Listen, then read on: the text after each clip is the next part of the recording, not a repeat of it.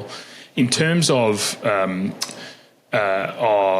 your businesses, one of them you often need to be somewhere very quickly to close a deal, which is real estate. And I have been a part of a real estate deal in the storage side of things with someone here that in Tulsa, and we flew out to a site in Kansas to try to close the deal quickly, and got the deal. Have you used the jet yet to make a quick close on a deal because it's highly competitive or that sort of thing? Not yet, no.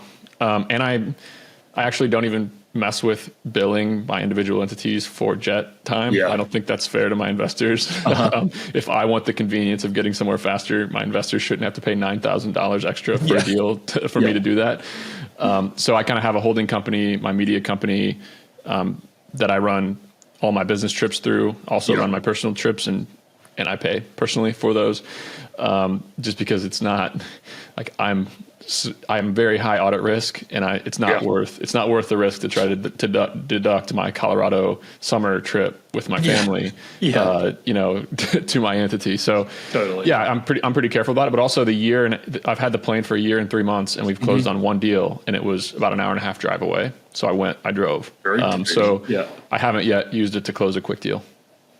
No worries. Well, I mean, I'm sure in the future that'll come into play, but I think that's a really good philosophy with, particularly in your situation where you've got a lot of different businesses, you've got a lot of investors, that sort of thing. It can sometimes be hard to justify spending a lot of money on aircraft. A lot of the people that we talk to on this show have their own aircraft. They're 100% owner in their business or majority owner, that sort of thing. It's a little bit easier to justify, but that's a really good philosophy to sort of think of. It's actually your convenience versus necessarily the business. And as the businesses grow and that sort of thing, I'm sure it'll become more possible to do that sort of stuff. But I think that's a.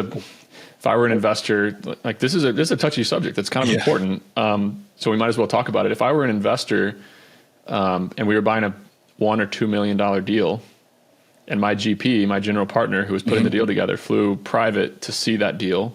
Yep. And all of a sudden we see, a $15,000 expense on the management company books for that deal that I, as an investor, pay for. I wouldn't be happy about that at all. Yeah. We're not operating at the scale. Like, now look, if there's a $100 million multifamily deal, yes. Okay. That makes perfect sense. And maybe it can be justified, but I don't really believe in, at least for these small deals, putting my investors with any bills. Now my partner and I will run that expense through our self-storage management company for sure, because you own the whole thing. But we own that company together, and our investors don't, eat that. So I look at it as kind of the cost of doing business from a big perspective. Hey, we have 62 properties. We've raised $40 million. We're building this portfolio. We're not going to worry about deducting, $40,000 in flights a year against our individual deals.